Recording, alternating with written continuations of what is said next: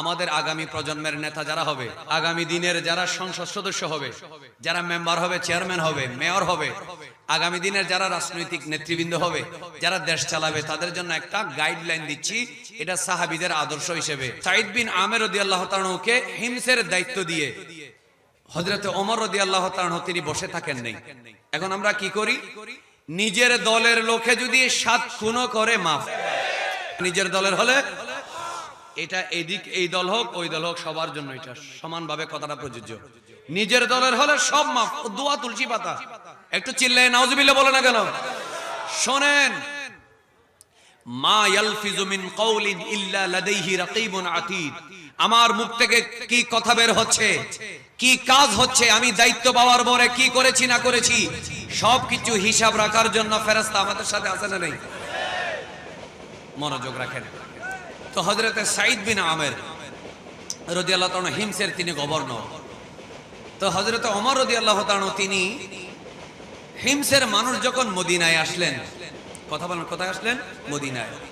তখন হযরত ওমর রাদিয়াল্লাহু তাআলা জিজ্ঞেস করলেন, তোমাদের এলাকায় তো আমি একটা মানুষকে দায়িত্ব দিয়ে পাঠাইছি, সে কেমন দায়িত্ব পালন করছে? এই কথা বলার পরে তারা জবাব দিল, হুজুর সাঈদ বিন আমের হিমসের দায়িত্ব পাওয়ার পরে তার সব ভালো। বলেন না সব? কারণ হযরত ওমর রাদিয়াল্লাহু তাআলা যেমন বেস্ট, ওনার যুগে উনি শ্রেষ্ঠ। বলেন ওনার যুগে কি ওনার রুচি, ওনার চয়েস, ওনার নির্বাচন, এগুলাতে কোনো প্রশ্ন থাকতে, কথা বলেন না, কোনো প্রশ্ন থাকতে, উনি যেহেতু সঠিক মানুষ, উনি কি ভুল মানুষকে পাঠাবে? এজন্য তিনি ঠিক মানুষকে পাঠিয়েছেন। বললেন, ওই হিমসের মানুষ তোমরা মদিনায় আসছো, ভালো কথা, একটু বলো তো দেখি সাঈদ বিন আমের লোকটা কেমন? বলেন না, সাঈদ বিন আমের লোকটা কেমন? তারা বলল সব ভালো, 4টা অভিযোগ। কয়টা? সবাই আমার পিছনের বাইরে এই কথা বলে আর কোন আলোচনা কর, শুধু এই ঘটনাটা জোরে বলেন। কয়টা অভিযোগ? নাম্বার 1, লা ইয়াখরুজু ইলাইনা হাত্তা ইয়াতাআলা আন-নাহার। দিনের প্রথম ভাগে তিনি আমাদের কাছে বের হন না। সূর্য ওঠার পরে একটু পরে, সূর্য যখন সামান্য একটু পূর্ব দিকে না, সূর্য যখন সামান্য একটু উপরে উঠে তখন তিনি আমাদের সামনে আসেন। ভোর বেলায় সহজে আমাদের সামনে আসেন না। 1 নাম্বার ওনার ব্যাপারে অভিযোগ। সুবহানাল্লাহ বলে। 2, লা ইউজিবু আহাদান বিলাইল। তিনি রাতের বেলা কখনোই আমাদেরকে দেখা দেন না, আমাদেরকে সময় দেন না। 3, লা ইয়াখরুজু ইলাইনা ইয়াওমান ফিশ শাহর। মাসের একদিন, বলে না কোটা মাসের একটা দিন আমাদেরকে তিনি দেখা দেন না, আমাদের সাথে কথা বলেন না, আমাদেরকে সময় দেন না। কয়টা হলো? 4 হলো, তুসিবুহু মান হিনা ইলা আখিরি গাশিয়াতুন। এমন একটা সময় হয় মাঝে মধ্যে ওনার হঠাৎ করে, আমাদের অনেক মৃগী রোগ আছে না, কথা বলেন না, মৃগী রোগীরা বেহুশ হওয়ার সময় কি টাইম টেবিল ঠিক আছে? হঠাৎ করে পড়ে যায়। এটা তো একটা রোগ, এটা হাস্যকর কিছু না, এটা তাকে অপমান করার কিছু নেই, এটা রোগ। কে দিয়েছে? কিন্তু হযরতে সাঈদ বিন আমের মৃগী রোগ ছিল না, কিন্তু মৃগী রোগীদের মতো হঠাৎ করে তিনি কাঁপতে কাঁপতে বেহুশ হয়ে যেতেন। সুবহানাল্লাহ বলে না কেন? অভিযোগ কয়টি? নাম্বার 1, তিনি দিন যখন একটু বেলা বা না বাড়ে তিনি বের হন না। এই 4টা কেস নিয়ে হযরত ওমর রাদিয়াল্লাহু তাআলা তিনি চাইলে ওনাকে ডাকাতে পারতেন। তিনি সরাসরি চলে গেলেন মিশরের হিমসে, গিয়ে সরাসরি হযরতে সাঈদ বিন আমের রাদিয়াল্লাহু তাআলার যেই কার্যালয় সেখানে গেলেন, ঘরে গেলেন। তখন হিমসের সমস্ত গণ্যমান্য লোকেরা সেখানে ছিল, অথবা মসজিদের মধ্যে, তখন তো জামে মসজিদে ছিল সমস্ত প্রশাসনের কার্যালয়। একটু মহব্বতে বলেন না সুবহানাল্লাহ। এখন আমরা মোল্লাদেরকে রেখে দিয়েছি, আলেম ওলামাদেরকে শুধু নামাজ পড়াবেন, খুতবা দিবেন। খবরদার গোবিন্দর বলা যাবে, গোবিন্দর আর হই গোবিন্দর পি বলা যাবে না, সিয়াসতের সিন বলা যাবে না। গোটা দুনিয়া উল্টে গেলেও মানুষকে বান্দরের বাচ্চা বলে দিল চুপ থাকবি। হুজুরদেরকে বলছে খবরদার, হুজুররা কথা বলবি না, মানুষ বান্দর থেকে হইছে। একটু নাউজুবিল্লাহ জোরে বলে না কেন? মানে এখন কথা বলতে পারবেন না, অথচ জামে মসজিদ গুলো ছিল আসলে জামে, মানে সমস্ত কাজের কেন্দ্রবিন্দু। একটু মহব্বতে সুবহানাল্লাহ বলে দেন। আপনারা কি আমার কথায় মনে কষ্ট নিচ্ছেন? যেহেতু বিষয় দিয়েছেন মুশফিকুল আহি আমার সম্পর্কে, আসলে ওর সাথে আমার তেমন কোনো সামনাসামনি কখনো দেখা হয়নি বা একসাথে প্রোগ্রাম হয়নি। আমি আসলে ভালো আলোচনা করতে পারি তেমন কোনো বক্তা না, কিন্তু চেষ্টা করি যেই বিষয়টা দেওয়া হয় সেই বিষয়ে কথা বলার। এখন আপনারা বুঝতে পারবেন কেন ঘটনাটা বলছি। দুটি শিক্ষা পাবেন। এক, আগামী দিনের নেতাদের জন্য ইবরাত। দ্বিতীয় নম্বর, আল্লাহ রাসূলের সাহাবীরা কেমন কষ্ট করেছেন। একটু মহব্বতের আওয়াজে বলেন সুবহানাল্লাহ। হযরত সাঈদ বিন আমের রাদিয়াল্লাহু তাআলা কে বলা হলো, আমার ভাইরা শুনুন। হযরত ওমর ডাক দিয়ে বলে, চারটা আপত্তির তুমি জবাব দিবি। যদি সঠিক জবাব দিতে না পারো, একদিনও তোমাকে এই পদের মধ্যে আমি রাখবো না। কারণ কোন মানুষ যদি কোন একটা দায়িত্ব নেয়, দায়িত্ব যদি অবহেলা করে, কিয়ামতের ময়দানে আল্লাহ রাব্বুল আলামিনের সামনে সেই দায়িত্বের জন্য তাকে জবাবদিহি করতে হবে। আল্লাহ রাসূলের সাহাবী হযরত সাঈদ বিন আমের রাদিয়াল্লাহু আনহু বলেন, ও আমিরুল মুমিনিন, ইয়া আমিরুল মুমিনিন, আপনার চারটা আপত্তির মধ্যে নাম্বার 1 হলো, আমি বেলা যদি বেড়ে না যায় আমি তাদের কাছে আসি না। কারণ আমার ঘরের মধ্যে লাইসা লি আহলি খাদেম, আমার ঘরে কোনো কাজের লোক নাই। একটু মনোযোগ, আমি ইবারত বলছি। লাইসা লি আহলি খাদিম, আমার ঘরের মধ্যে কোনো কাজের লোক নাই। ফাআকুমু ফি কুল্লি সাবাহিন ফাজিনু লাহুম আজিনাহুম।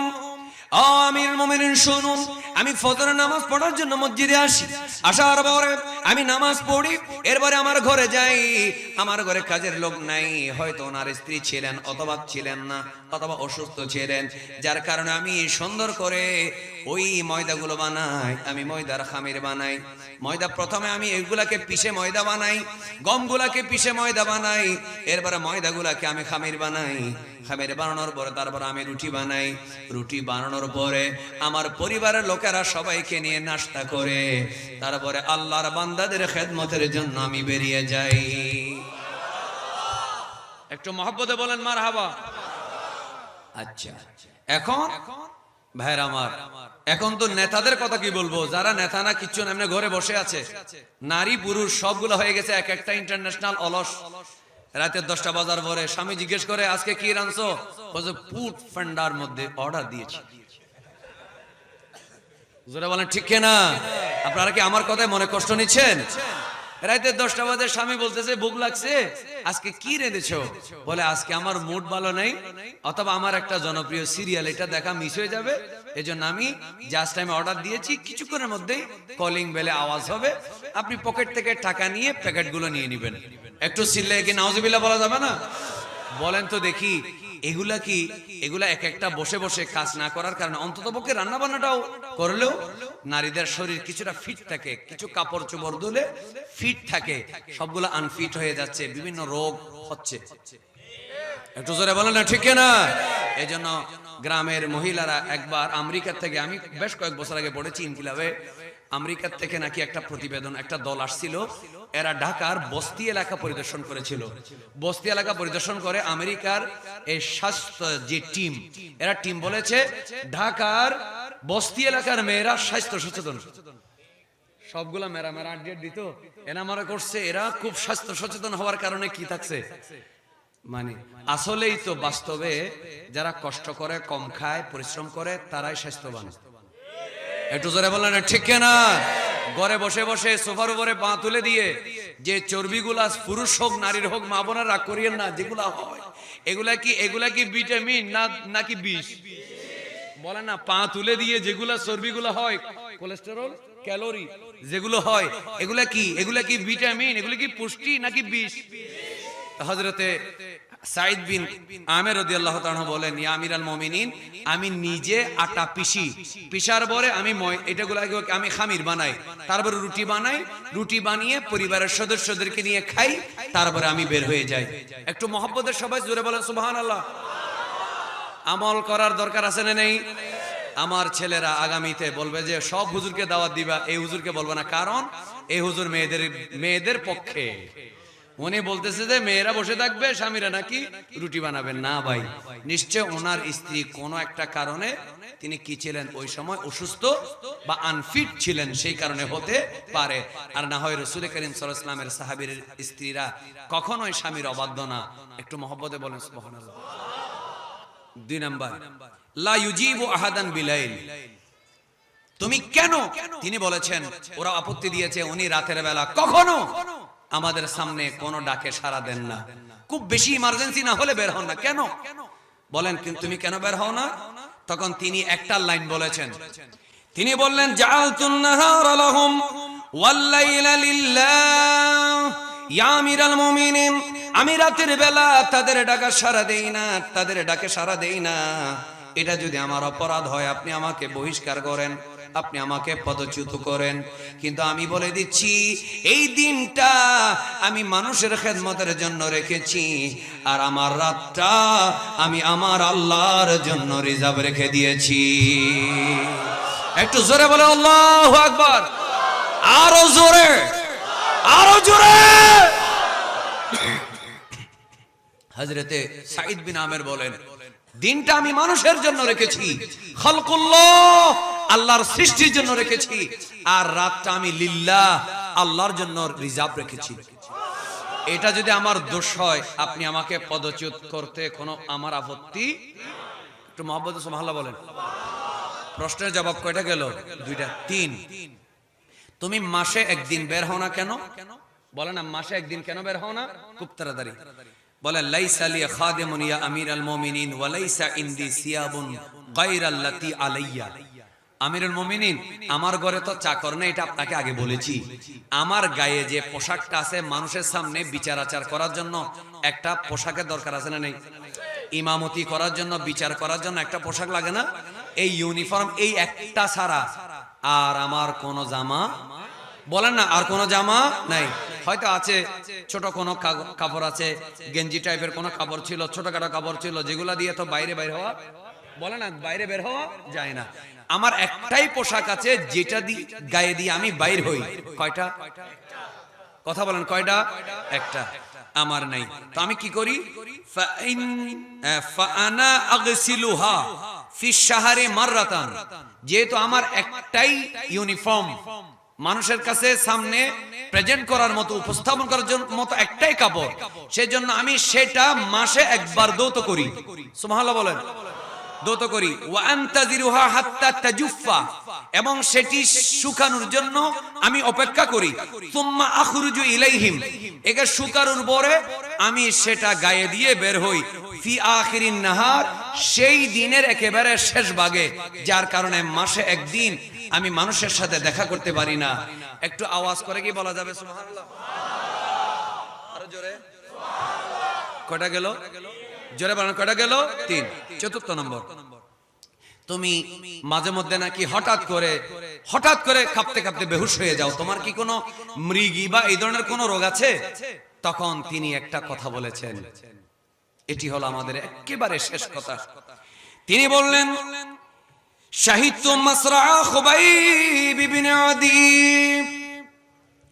ওগো রাসূল করিম সাল্লাল্লাহু আলাইহি ওয়াসাল্লামের প্রিয় সাহাবী আমিরুল মুমিনিন হযরত ওমর, আমি আমার জীবনে, আমি যখন মক্কায় ছিলাম, আমি যখন মুসলমান ছিলাম না, তখন হযরত খুবাইব রাদিয়াল্লাহু তাআলা আনহুকে মৃত্যুদণ্ড দেওয়ার জন্য, শহীদ করে দেওয়ার জন্য যখন তাকে বন্দী করে মাঠের মধ্যে আনা হলো, মক্কার কাফেররা সবাই যখন জড়ো হলো, একটা সলিব যখন করা হলো, সলিব মানে হলো প্লাস চিহ্নের মতো দুইটা কাঠ, একটা কাঠের মধ্যে এই মানুষটাকে বেঁধে রাখা হবে, আর একটা কাঠের মধ্যে তার হাতগুলা বাঁধা হবে। এই হাতের মধ্যে একটা পেরেক, এই হাতে একটা পেরেক, কপালে পেরেক, আর এখানে পেরেক মেরে তাকে হত্যা করে। এটাকে বলা হয় সলিব, এটাকে বলা হয় ক্রুশ। এটা ইসলামের মধ্যে এই ধরনের হত্যাকাণ্ডকে আমার দয়াল নবী নিষিদ্ধ করেছে। একটু জোরে জোরে বলি সুবহানাল্লাহ। এটাকে বলা হয় ক্রুশ। কি বলা হয়? ক্রুশ। অর্থাৎ এইভাবে একটা লাকড়ি, আপনারা দেখবেন খ্রিস্টানরা একটা গলার মধ্যে প্লাস চিহ্ন দেয়, দেয় কিনা? প্লাস চিহ্ন, খবরদার, এটা এই চিহ্ন যদি কোনো গেঞ্জিতে, টি শার্টে থাকে, এটা বিদেশ থেকে আমদানি হোক, যেখান থেকে যত দামি হোক, বা আপনাকে ফ্রি যদি দেয়, সেটা আপনি গায়ে দিবেন না। কারণ এই ক্রুশ চিহ্ন হচ্ছে ওই তাদের ধারণা হলো আমরা ঈসা আলাইহিস সালামকে এইভাবে শুলিতে চড়াই হত্যা করে আল্লাহর ছেলেকে কোরবানি দিয়ে আমাদের গুনাহ মাফ করেছি। একটু নাউজুবিল্লাহ জোরে বলে না কেন? এটা খ্রিস্টানদের আলামত। এটা কাদের আলামত? খ্রিস্টানদের আলামত। এই জন্য কোন মুসলমান কারো ধর্মীয় এই ধরনের যে কি আছে যে চিহ্নগুলো আছে সেগুলো কি করতে পারবে না, গ্রহণ করতে পারবে না। আল্লাহ তাআলা আমাদের সবাইকে কাপড় চোপড় পরার ক্ষেত্রেও আল্লাহ তাআলা ইসলামী সংস্কৃতি মূল্যবোধের দিকে নজর রাখার তৌফিক দেন। আওয়াজটা একটু জোরে হবে, আমিন বলেন আমিন। তো হযরতে খুবাইবকে শুলির মধ্যে চড়ানো হলো।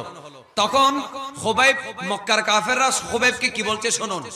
খুবাইবকে মক্কার কাফেররা বলছে, আতুহিব্বু আন ইয়াকুনা মুহাম্মাদুন সাল্লাল্লাহু আলাইহি ওয়াসাল্লাম মাকানাকা, তুমি কি চাও তোমাকে আমরা ছেড়ে দেব, তোমার নবী তোমার জায়গায় থাকবে, অর্থাৎ তাকে মৃত্যুদণ্ড দেওয়া হবে আর আমরা তোমাকে ছেড়ে দেব, এটা কি তুমি চাও? এটা কি তুমি চাও? তখন হযরত খুবাইব রাদিয়াল্লাহু তাআলা একটা কথা বলেছিলেন। কি বলেছিলেন শোনার ইচ্ছা আছে? তিনি কে বলেছিলেন দেখুন। তিনি বলেছেন, মা উহিব্বু আন আকুনা আমিনান ফি আহলি ওয়া ওয়ালাদি, আমি চাই না আমি নিরাপদে আমার স্ত্রী আমার সন্তানের কাছে থাকব। ওয়া আন্না মুহাম্মাদান সাল্লাল্লাহু আলাইহি ওয়াসাল্লাম তাশুকুহু শাওকাতুন, আমি খুবাইবকে মৃত্যুদণ্ড দেওয়ার জন্য এনেছো, এখনো মৃত্যুদণ্ড দাওনি, শুধু বেঁধেছো, এখন এখানে পেরাগ মারোনি, কপালে পেরাগ মারো নাই, মারবে, আমার হাত পা টুকরা টুকরা করবে। তোমরা সমস্ত আয়োজন সম্পন্ন করেছো, আমাকে বলছো আমাকে ছেড়ে দিয়ে নবীকে এখানে রাখা হবে, এটা আমি চাই কিনা? শোনো, আমি আমার সন্তানের কাছে, আমি আমার বিবির কাছে ফিরে যাব, আর আমার দয়াল নবীর শরীরে একটা কাঁটা ফুটবে, এটা কখনো হতে পারে না। এই কথা বলার পরে হযরত খুবাইব রাদিয়াল্লাহু তাআলা আনহুকে যখন মৃত্যুদণ্ড দেওয়া হলো, হযরত সাঈদ বিন আমের রাদিয়াল্লাহু তাআলা আনহু বলেন, আমি সেদিন হঠাৎ করে আশ্চর্য হয়ে গেলাম। পৃথিবীতে কোনো নেতাকে তার কর্মী এইভাবে ভালোবাসতে পারে না, কোনো রাজাকে প্রজা এইভাবে ভালোবাসতে পারে না। নিশ্চয়ই এই ভালোবাসা দুনিয়ার কোনো স্বার্থের কারণে নয়। তার কথা শুনে মনে হচ্ছে আসলেই মুহাম্মদুর রাসূলুল্লাহ সাল্লাল্লাহু আলাইহি ওয়াসাল্লাম অবশ্যই তিনি আল্লাহর নবী। সেদিনেই এটা আমার মনের মধ্যে প্রতীত হয়ে গেছে, এটা আমার মনের মধ্যে গেঁথে গেছে। একটু মহব্বতের আওয়াজে বলবেন না সুবহানাল্লাহ? আরেকটু জোরে বলেন। এই ট্রেনের আওয়াজ যখন আসে তখন আমারও সমস্যা হয়, আপনাদের বুঝতে সমস্যা হয়, কারণ এটা তো একেবারে বড় রোড, তো এখানে তো আওয়াজ থাকবে। শেষ কথা, তো হযরতে সাঈদ বিন আমের বলেন, ওগো আমিরুল মুমিনিন, খুবাইব যে বলছিল আমার নবীর গায়ে কাঁটা ফুটবে আর আমি আমার বউ বাচ্চার কাছে থাকবো, রসুলের গায়ে কাঁটা ফুটবে, আমি সেটাও সহ্য করব না। আমার যদি 100টা জান থাকে আমি সবগুলো আমি মুস্তাফার মহব্বতের জন্য কোরবান করে দেব। আর একটু জোরে বলেন।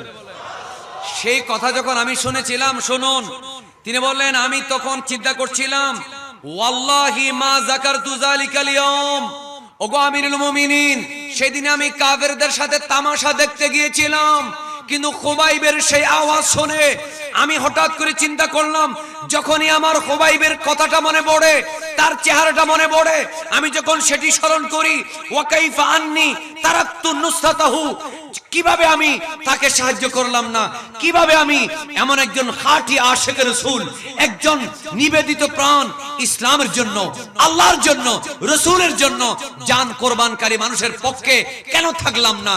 সেদিন আমি কেন আবু জেহেলের পক্ষে ছিলাম? সেদিন আমি কেন কাফেরদের পক্ষে ছিলাম?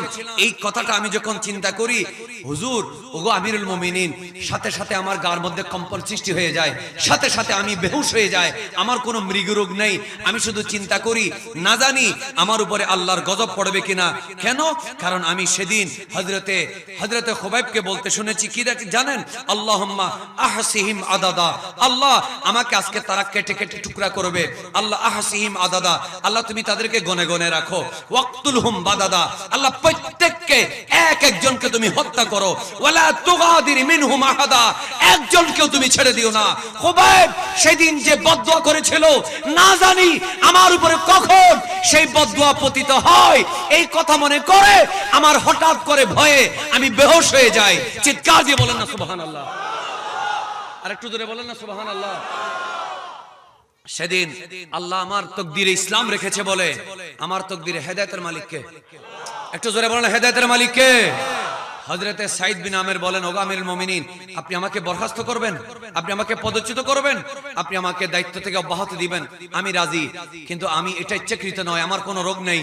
আমি যখনই খুবাইবের চেহারাটা মনে পড়ে, একটা মানুষকে হাতগুলা কাটা হচ্ছে, পায়ের আঙ্গুলগুলো কাটা হচ্ছে, বলা হচ্ছে তোকে ছেড়ে দেব, শুধু একবার বল, শুধু একবার বল, একবার বল আল্লাহ আমি ইসলাম মানি না, মুহাম্মাদের ধর্ম মানি না, শুধু একবার বল, তোকে আমরা ছেড়ে দেব, এই অবস্থায় ছেড়ে দেব। তখন খুবাইব সেদিন বলেছিল, আমার 100টা জান যদি থাকে, সবগুলা যদি 100 বার যদি আমার জান যায়, 100 বার যদি জান যদি ব্যাক করা হয়, আমি দিতে রাজি। রাসূলের গায়ে কাটা ফুটবে, আমি রাজি না, আমি রাজি না, আমি রাসূলের জন্য 100 বার মরতে আমি রাজি আছি। এই কথা বলার সময় আমি খুবাইবের চেহারার দিকে তাকিয়েছিলাম।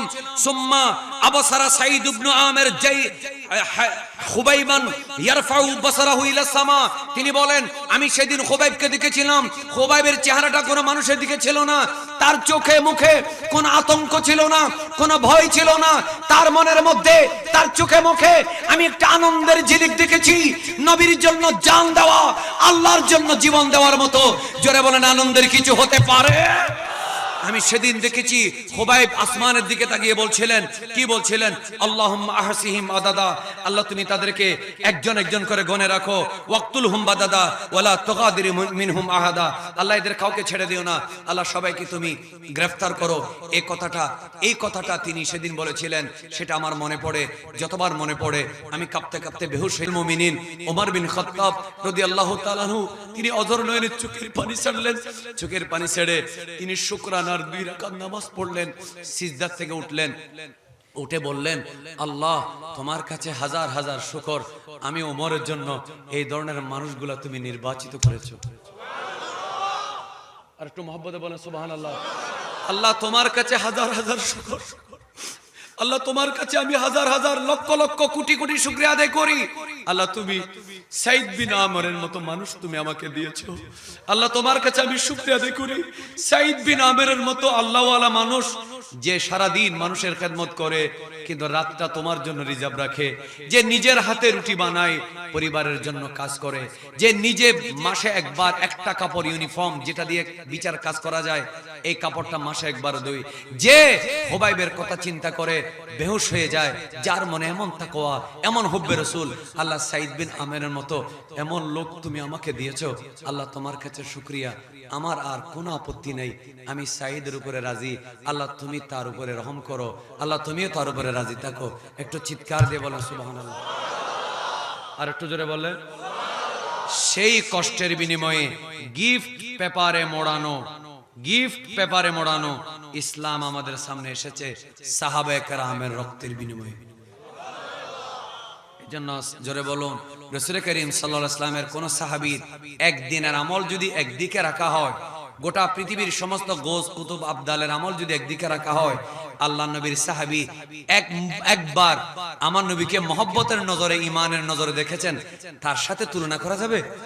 আবার সমস্ত সাহাবীর সমস্ত আমল যদি একদিকে রাখা হয়, সাইয়্যিদুনা সিদ্দিক আকবর রাদিয়াল্লাহু আনহু হিজরতের রাতে বা অন্যান্য সময় নবীর সাথে যে সোহবত পেয়েছেন, আমার নবীর সোহবতের একদিনের সাথে তুলনা করার কোনো সুযোগ আছে?